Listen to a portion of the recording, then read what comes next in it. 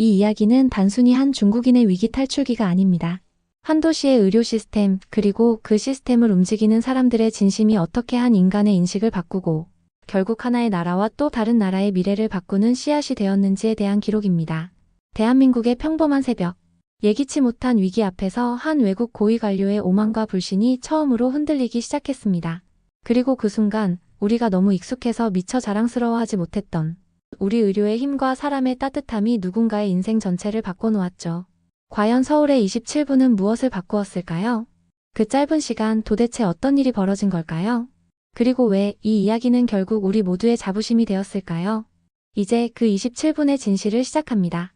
그 전에 잠깐 1초면 누를 수 있는 구독, 좋아요 버튼을 살짝 눌러주시면 이 영상 제작에 큰 힘이 됩니다. 저는 위안 치우잉입니다. 중국 외사판 공실 부처장이죠. 베이징 외교부 청사에서 마지막 서류를 정리하던 그날, 제 인생이 완전히 바뀔 거라곤 상상도 못했습니다.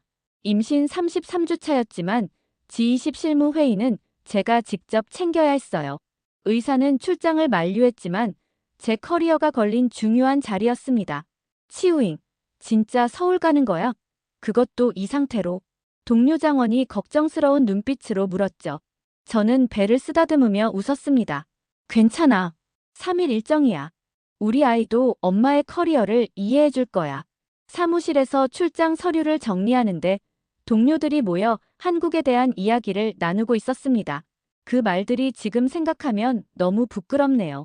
한국, 우리의 역사적 속국이잖아. 그들의 문화도 우리 것에서 파생된 거고. 저도 거들었습니다. 맞아요. 기술력은 인정하지만 의료 시스템은 우리가 훨씬 앞서 있죠. 베이징 중앙의료원은 세계적 수준이니까요. 웃음소리가 사무실에 퍼졌습니다. 그때 저는 진심으로 그렇게 믿었어요. 중국의 의료 시스템이 세계 최고라고요. 어떤 동료는 한국에서 아프면 어떻게 하냐고 물었습니다. 한국에서 아프면 당연히 대사관부터 부르는 거지. 현지 병원은 믿을 수 없으니까. 이 말이 나중에 얼마나 아이러니하게 들릴지 그때는 몰랐습니다. 저는 자랑스럽게 제 임신 관리 파일을 보여주었어요. 베이징 최고 산부인과에서 받은 진료 기록이었죠. 보세요. 이 정도 관리면 어디서든 문제 없어요. 한국에서 무슨 일이 생기겠어요? 회의실로 이동하면서 우리 부서 과장인 왕리가 다가왔습니다. 그는 제 상사이자 오랜 멘토였어요. 치우잉, G20 회의 자료 다 준비됐나? 이번에 우리 중국의 입장을 강하게 전달해야 해. 물론이죠.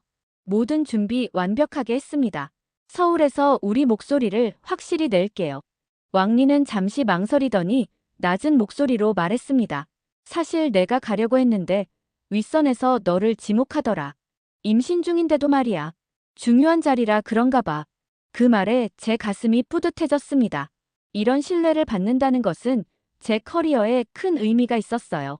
임신이 제 능력 발휘에 방해가 되지 않는다는 것을 증명하고 싶었습니다. 출장 전날 밤, 남편 리웨이는 제 짐을 정리하는 것을 도와주면서 걱정스러운 표정을 감추지 못했습니다.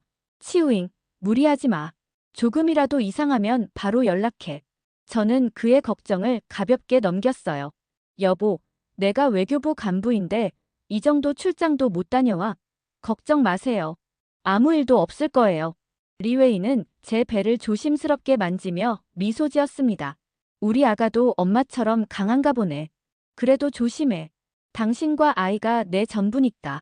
다음 날 아침, 베이징 공항에서 비행기를 탔습니다. 창가에 앉아 구름 위로 솟은 도시의 마천루를 바라보며 중국의 위대함을 다시 한번 실감했어요. 그리고 곧 방문할 서울에 대해 생각했습니다. 발전했다고는 하지만 아직 우리를 따라올 수는 없겠지. 인천공항에 도착했을 때 서울의 현대적인 모습에 살짝 놀랐습니다. 하지만 여전히 마음 한켠에는 우월감이 자리 잡고 있었죠. 겉모습은 그럴듯하네. 호텔에 체크인하고 창밖을 바라보며 생각했습니다. 내일이면 회의가 시작되고 3일 후면 다시 베이징의 내 일상으로 돌아가겠지. 그런데 운명은 제게 전혀 다른 계획을 준비하고 있었어요.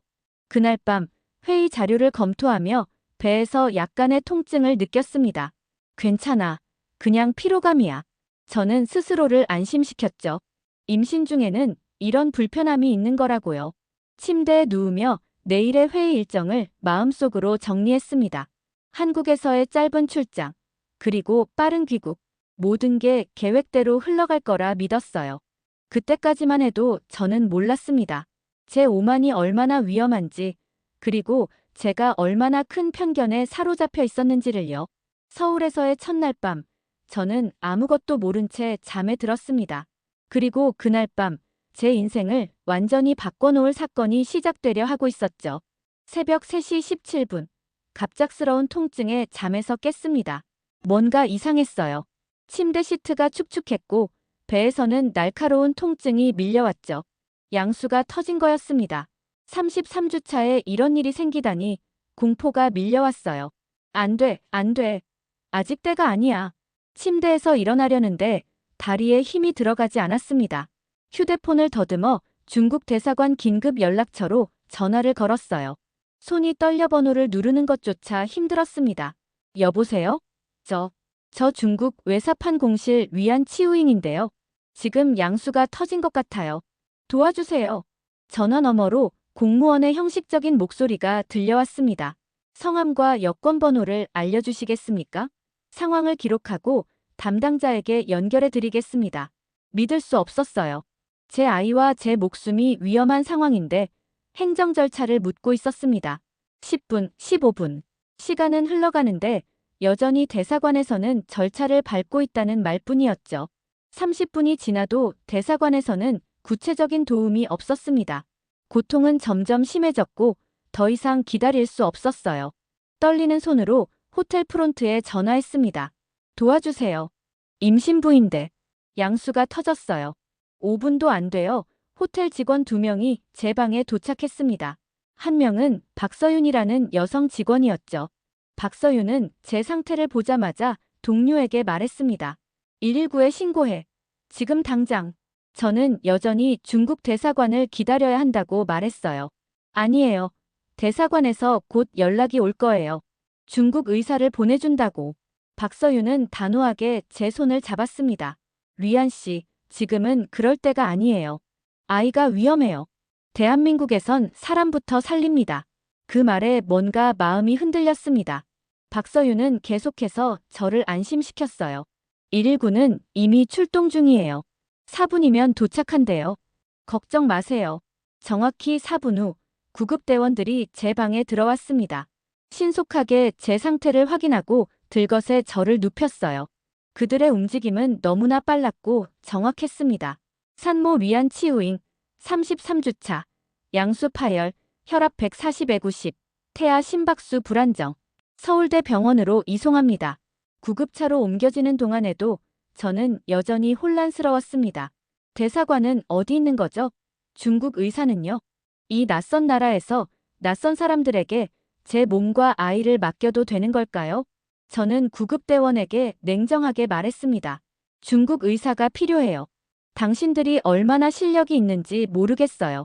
구급대원은 침착하게 대답했습니다. 걱정 마세요. 서울대 병원은 세계적인 수준입니다. 세계적이라고요? 중국 베이징 중앙의료원이야말로 진짜 세계적이에요. 당신들은 우리를 따라올 수 없어요. 구급대원들은 제 무례한 말에도 불구하고 계속해서 전문적으로 대응했습니다. 하지만 저는 멈추지 않았어요. 이런 작은 나라에서 제대로 된 의료 서비스를 받을 수 있을지 의심스러워요.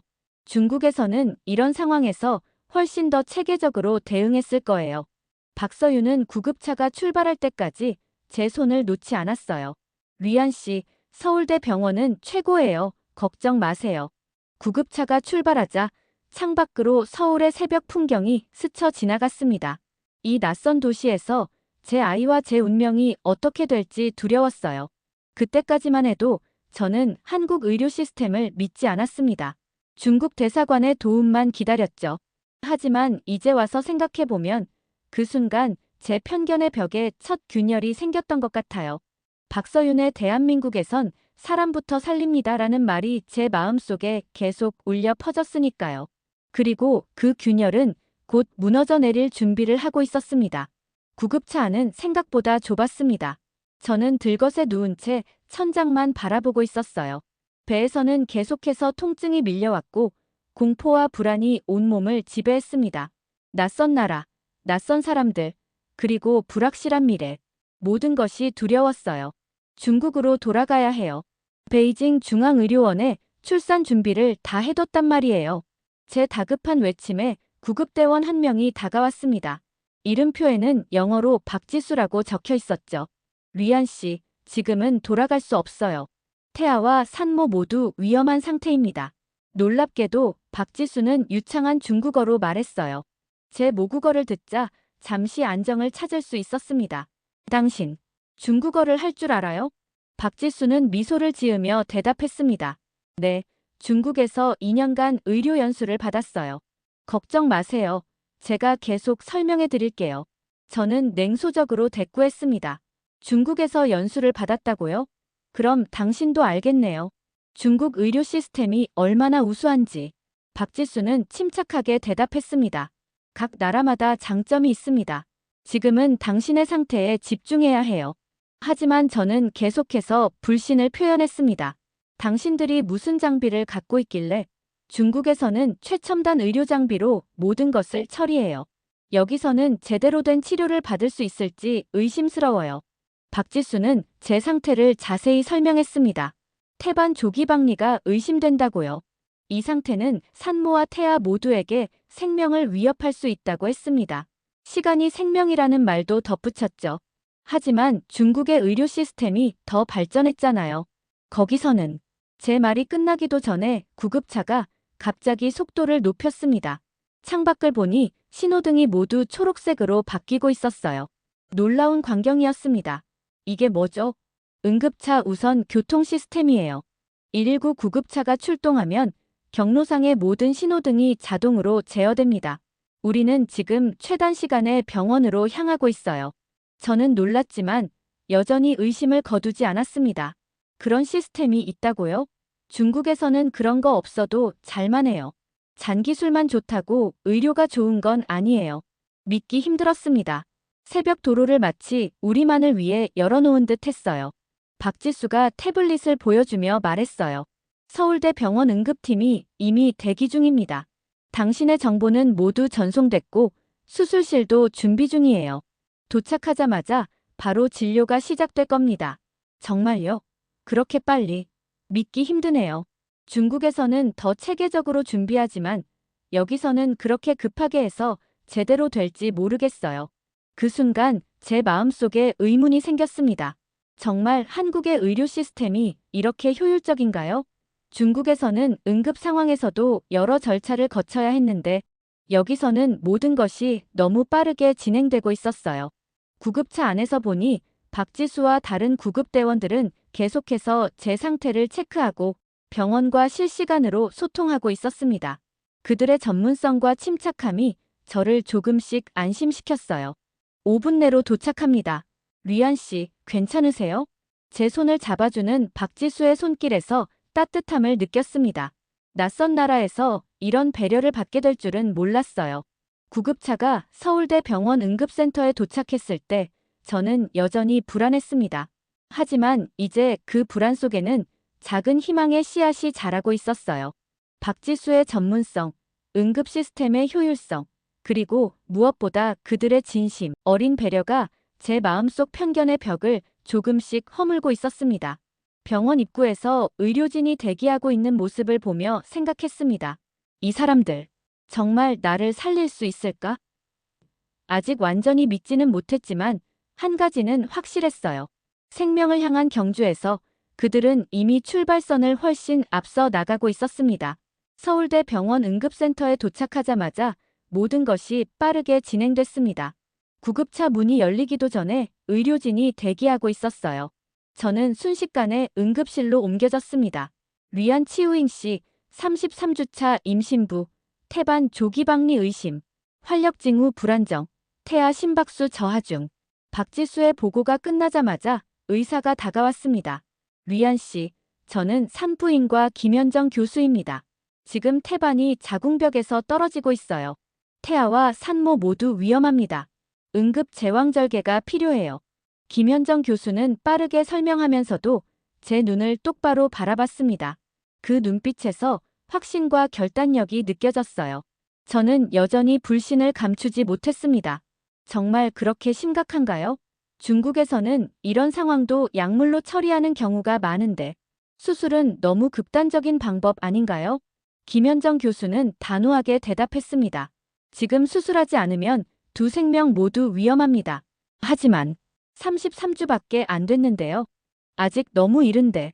중국에서는 이런 상황에서도 최소 36주까지 기다리는 경우가 많아요. 공포와 불안이 저를 지배하고 있었고 익숙하지 않은 환경에서 낯선 의료진의 판단을 받아들이기 힘들었어요. 당신들 정말 이런 수술 많이 해봤어요? 중국 의사들은 수천 건의 경험이 있다고요. 여기서는 얼마나 해봤는지 모르겠네요. 김현정 교수는 제 무례한 질문에도 침착하게 대답했습니다. 저희 팀은 연간 200건 이상의 응급 제왕절개를 시행합니다. 걱정 마세요.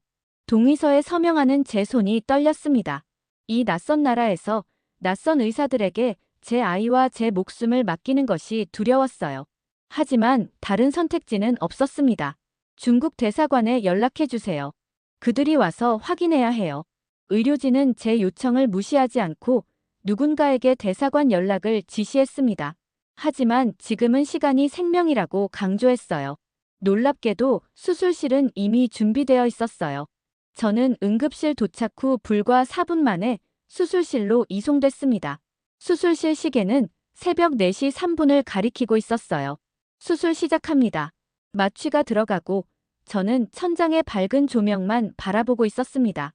두려움과 불안이 밀려왔지만 의료진의 움직임은 놀라울 정도로 빠르고 정확했어요. 그들은 마치 오랜 시간 함께 연습한 오케스트라처럼 완벽한 호흡을 자랑했습니다. BP 90에 60으로 떨어지고 있습니다. 수혈 준비하세요. 태아 심박수 불안정. 서둘러야 합니다. 의료진의 긴박한 대화가 들렸습니다. 제 의식은 점점 흐려졌지만 그들의 전문성만큼은 확실히 느낄 수 있었어요. 시간이 얼마나 흘렀을까요?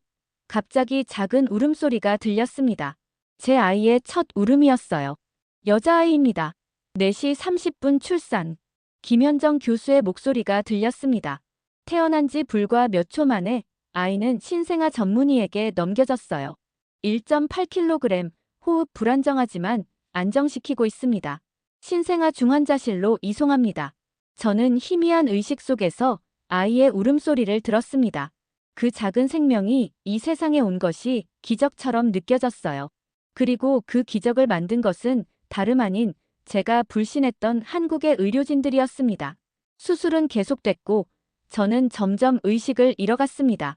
마지막으로 들은 것은 김현정 교수의 말이었어요. 출혈 통제됐습니다. 산모 상태 안정적. 수술 종료 시간 4시 42분. 응급실 도착부터 수술 종료까지 불과 27분. 그 짧은 시간 동안 두 생명이 구해졌습니다. 나중에 알게 된 사실이지만 이것은 중국이나 일본의 유사 케이스보다 최소 3배 빠른 속도였어요. 의식이 돌아왔을 때 김현정 교수가 제 옆에 서 있었습니다. 제 상태를 체크하던 그녀는 제가 눈을 뜨자 미소를 지었어요. 아이는 괜찮나요? 제 첫마디에 김현정 교수는 고개를 끄덕였습니다. 네, 작지만 강한 아이예요. 신생아 중환자실에서 잘 돌보고 있습니다. 걱정 마세요. 안도감이 밀려왔습니다. 그리고 이어진 김현정 교수의 말은 제 마음을 더 깊이 울렸어요. 리안 씨, 국경보다 빠른 게 있습니다. 이곳의 손입니다. 우리는 생명 앞에서 국적을 묻지 않아요. 그 순간 제 마음속 편견의 벽이 완전히 무너졌습니다. 제가 얼마나 오만했는지, 얼마나 잘못된 선입견을 가지고 있었는지 깨달았어요. 이 낯선 나라의 의료진들이 제 아이와 저를 구한 것입니다. 그들의 손길은 국경을 넘어 생명을 구했고 그 사실 앞에 제 오만은 설 자리가 없었습니다. 회복실에서 병실로 옮겨진 후 저는 새로운 세계를 경험하기 시작했습니다. 한국 병원의 일상은 제가 알던 중국 의료 시스템과 너무나 달랐어요. 매일 아침 김현정 교수는 정확히 9시에 회진을 왔습니다. 놀라운 건 그 회진이 단순한 체크가 아니라는 점이었죠. 오늘 컨디션은 어떠세요? 통증은요? 질문 있으신가요? 김현정 교수는 매번 최소 10분 이상을 제 곁에 머물렀습니다. 모든 검사 결과를 자세히 설명해주고 제 질문에 인내심을 갖고 답해주었어요. 중국에서는 의사가 이렇게 많은 시간을 한 환자에게 할애하는 경우가 거의 없었습니다. 처음에는 여전히 의심이 남아 있었습니다. 중국에서는 의사들이 더 많은 환자를 볼 수 있어요. 효율성이 더 높죠. 여기서는 왜 이렇게 시간을 낭비하나요? 김현정 교수는 미소를 지으며 대답했습니다. 환자를 충분히 이해하는 것은 결코 시간 낭비가 아닙니다. 오히려 더 정확한 치료로 이어지죠. 류안 씨, 오늘부터 조금씩 걸어보는 게 좋겠어요. 회복에 도움이 됩니다. 김현정 교수의 권유로 첫 보행을 시도했을 때 간호사 2명이 제 양쪽을 부축해 주었습니다. 그들의 손길은 너무나 따뜻했어요. 마치 가족처럼 느껴졌습니다. 중국에서는 환자가 스스로 해야 할 일이에요. 간호사들이 이렇게 많은 도움을 주지는 않아요. 제 말에 간호사는 미소로 답했습니다. 저희는 환자분이 빨리 회복하시는 것이 최우선입니다. 도움이 필요하시면 언제든 말씀하세요. 식사 시간이 되자 또 다른 놀라움이 기다리고 있었어요.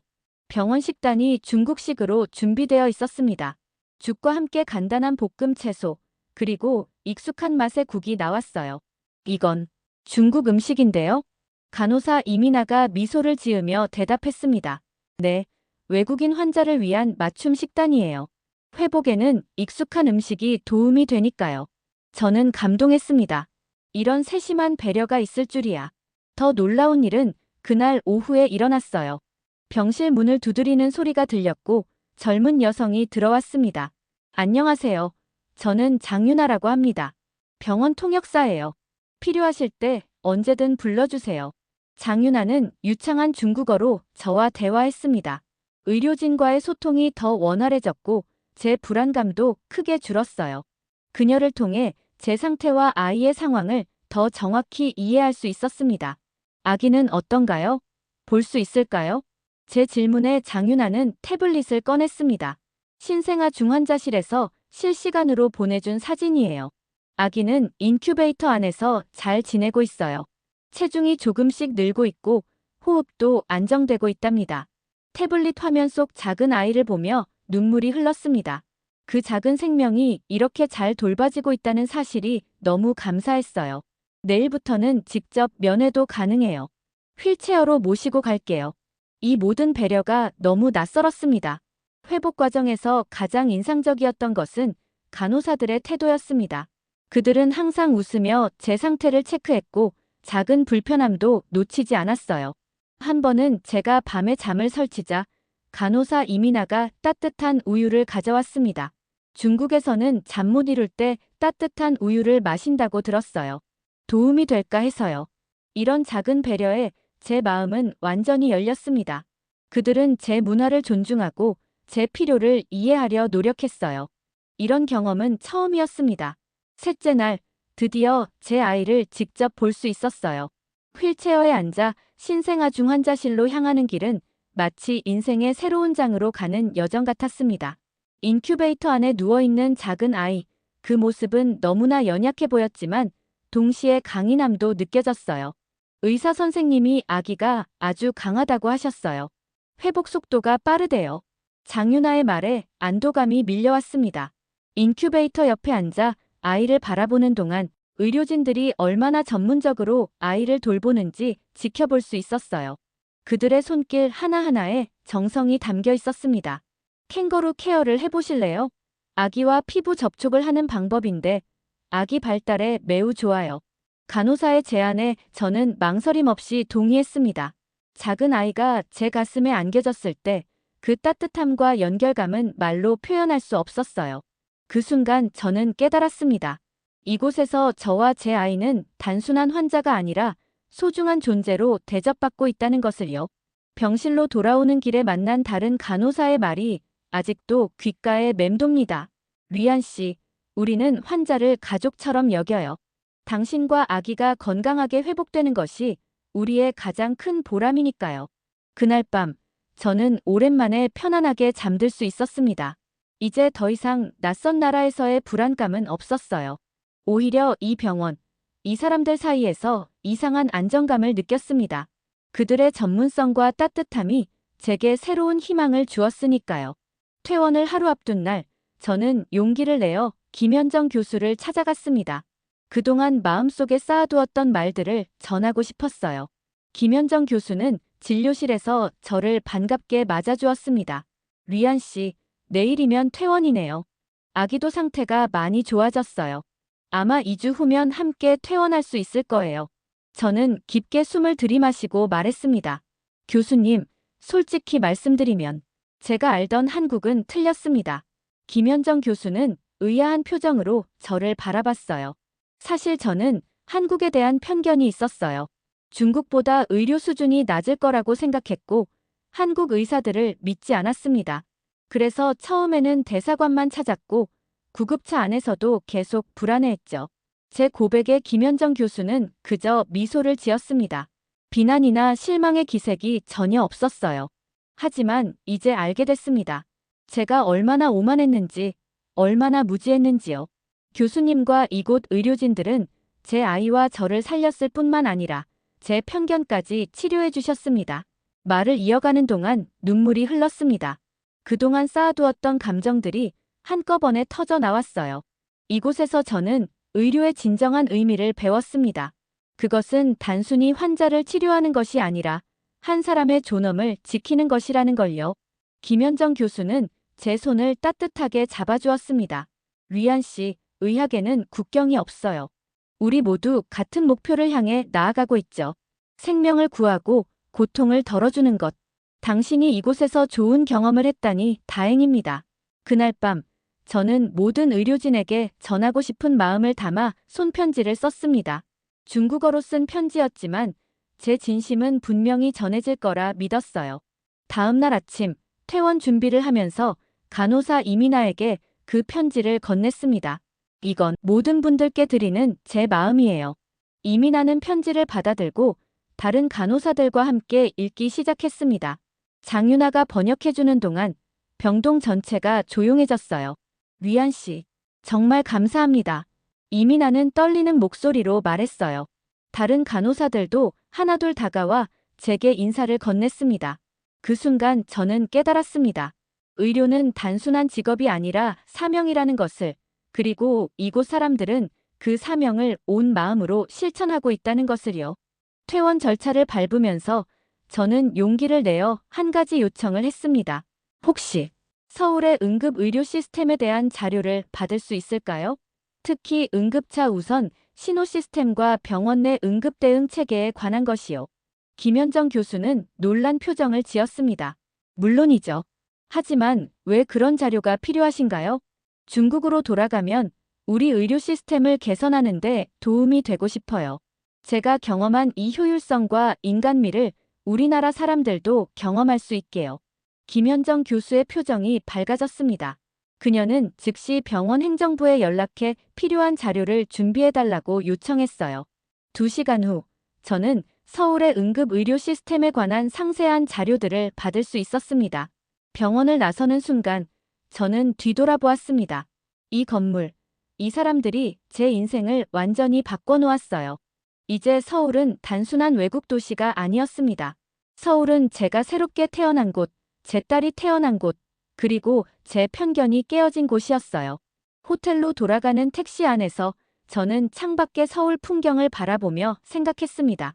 서울은 나를 살린 도시이자 내가 바꾸고 싶은 시스템의 미래입니다. 이제 남은 일은 제 경험을 바탕으로 실질적인 변화를 만들어내는 것이었습니다. 그리고 그 여정은 베이징으로 돌아가는 순간부터 시작될 거였어요. 2주 후 아이와 함께 베이징 공항에 도착했을 때 남편 리웨이가 저를 기다리고 있었습니다. 그의 품에 안기자 모든 감정이 한꺼번에 밀려왔어요. 집으로 돌아오는 길에 저는 서울에서의 경험을 모두 이야기했습니다. 응급 구조부터 수술, 회복 과정까지. 리웨이는 놀란 표정으로 들었어요. 그렇게 빨랐다고요? 27분 만에 수술이 끝났다고요? 저는 고개를 끄덕였습니다. 여보, 저 우리 의료 시스템을 바꾸고 싶어요. 서울에서 경험한 것을 우리 국민들도 경험할 수 있게요. 일주일 후, 저는 중국 보건의료위원회 회의에 참석했습니다. 제 직책을 이용해 특별 안건을 상정했어요. 서울 응급의료 모델 도입 제안이었습니다. 회의실에 들어서자 여러 고위 관료들의 의아한 시선이 느껴졌습니다. 제가 발표를 시작하자 곧 불만의 목소리가 나왔어요. 리안 부처장, 우리가 왜 한국 시스템을 도입해야 합니까? 중국은 이미 세계적인 의료 강국입니다. 한 위원의 질문에 저는 침착하게 대답했습니다. 저는 서울에서의 경험을 상세히 설명했습니다. 4분 만에 도착한 구급차, 6분 만에 병원 도착, 27분 만에 끝난 응급수술까지. 하지만 회의장의 분위기는 여전히 차가웠어요. 그건 단순한 개인 경험일 뿐입니다. 한두 가지 사례로 전체 시스템을 판단할 수는 없죠. 또 다른 위원이 말했습니다. 게다가 한국은 역사적으로 우리의 속국이었습니다. 그들의 모델을 베낀다는 건 체면이 서지 않아요. 그 말에 제 안에서 무언가 끌어올랐습니다. 저는 노트북을 열고 준비해온 영상을 틀었어요. 서울대병원에서 허락을 받아 확보한 제 응급구조과정 CCTV 영상이었습니다. 이것은 제 생명과 제 아이의 생명이 구해진 순간입니다. 영상 속 타임스탬프를 보세요. 병원 도착 5분 만에 수술실로 이동했고 27분 만에 수술이 완료됐습니다. 회의장이 조용해졌습니다. 모든 사람들의 눈이 화면에 고정됐어요. 우리 베이징 중앙의료원의 유사 케이스 평균 대응 시간은 얼마입니까? 제 질문에 한 의료 담당자가 불편한 표정으로 대답했습니다. 응급실 도착부터 수술 완료까지 평균 87분입니다. 3배 이상 차이가 나는군요. 이것이 제가 서울 모델을 도입하자고 제안하는 이유입니다. 저는 목소리를 높였습니다. 우리 체면보다 국민 생명이 먼저입니다. 저는 살아남았지만 이 87분이라는 시간 때문에 살아남지 못하는 중국 국민들이 얼마나 많을까요? 회의장에 긴장감이 감돌았습니다. 제 발언은 분명 도발적이었지만 누구도 반박할 수 없었어요. 사실과 데이터가 명확했으니까요. 마침내 위원장이 입을 열었습니다. 위안 부처장의 제안을 검토해 보겠습니다. 구체적인 도입 방안을 작성해 제출해 주십시오. 그날 저녁 제 발언은 소셜미디어를 통해 퍼져나갔습니다. 누군가 회의 내용을 유출한 것이었어요. 우리 체면보다 국민 생명이 먼저라는 제 말이 여러 플랫폼에서 인용되기 시작했습니다. 다음 날 아침 몇몇 주요 언론에서 연락이 왔어요. 그들은 제 경험과 제안에 대해 더 알고 싶어 했습니다. 저는 망설임 없이 인터뷰에 응했어요. 제가 경험한 서울의 의료 시스템은 효율성과 인간미를 모두 갖추고 있었습니다. 우리도 배울 점이 많습니다. 언론의 관심이 높아지면서 중국 보건의료위원회는 더 이상 이 문제를 무시할 수 없게 됐습니다. 제가 제출한 중국판 응급 골든타임 프로젝트 제안서가 공식적으로 검토 대상이 됐어요. 이 프로젝트의 핵심은 3가지였습니다. 첫째, 서울식 응급차 우선 신호 시스템 도입. 둘째, 병원 내 응급 대응 프로토콜 개선. 셋째, 의료진의 인간 중심 케어 교육 강화. 위안 부처장, 이 프로젝트를 직접 주도해 주셨으면 합니다. 위원장의 제안에 저는 기꺼이 수락했습니다. 이것은 단순한 업무가 아니라 제 사명이 되었으니까요. 프로젝트 시작 2달 후, 저는 한국보건복지부와 공식 미팅을 가졌습니다. 서울에서 저를 치료했던 김현정 교수도 참석했어요. 리안 씨, 다시 만나게 되어 기쁩니다. 아기는 잘 지내나요? 김현정 교수의 질문에 저는 미소를 지었습니다. 네, 덕분에 건강하게 자라고 있어요. 이제 4개월이 됐는데 벌써 많이 컸답니다. 회의에서 저는 중국의 응급의료 시스템 개선 계획을 설명했고 한국 측에 협력을 요청했습니다. 놀랍게도 한국보건복지부는 적극적인 지원 의사를 밝혔어요. 우리의 경험과 기술을 공유하게 되어 기쁩니다. 생명을 구하는 일에는 국경이 없으니까요. 그날 우리는 역사적인 MOU를 체결했습니다. 한국의 응급의료 시스템 노하우를 중국에 전수하는 내용이었어요. 첫 단계로 중국 의료진 20명이 인천의 응급의료센터에서 연수를 받기로 했습니다. 연수 프로그램이 시작되고 몇 개월 후 베이징 시범 지역의 첫 번째 응급 골든타임 시스템이 구축됐습니다. 결과는 놀라웠어요. 베이징 시범 지역의 응급 대응 시간이 평균 43% 단축됐습니다. 이 결과는 전국적인 관심을 불러일으켰고 다른 도시들도 이 시스템 도입을 요청하기 시작했어요. 저는 도시마다 직접 방문해 설명회를 열었습니다. 이것은 단순한 기술 도입이 아닙니다. 생명을 바라보는 관점의 변화입니다. 환자를 숫자가 아닌 사람으로 보는 것이 시작입니다. 프로젝트가 확대되면서 저는 종종 서울을 방문했습니다. 김현정 교수와 다른 의료진들을 만나 경험을 나누고 새로운 아이디어를 얻었어요. 프로젝트 시작 1년 후 WHO에서 중국 한국 응급의료 협력 모델을 글로벌 모범 사례로 선정했습니다. 이제 우리의 경험은 다른 개발도상국들에게도 전파되기 시작했어요. 중국 병원들은 더 효율적인 응급 대응 시스템을 갖추게 됐고, 의료진들은 환자 중심 케어의 중요성을 배우고 있습니다. 제 아이는 이제 3살이 되었습니다.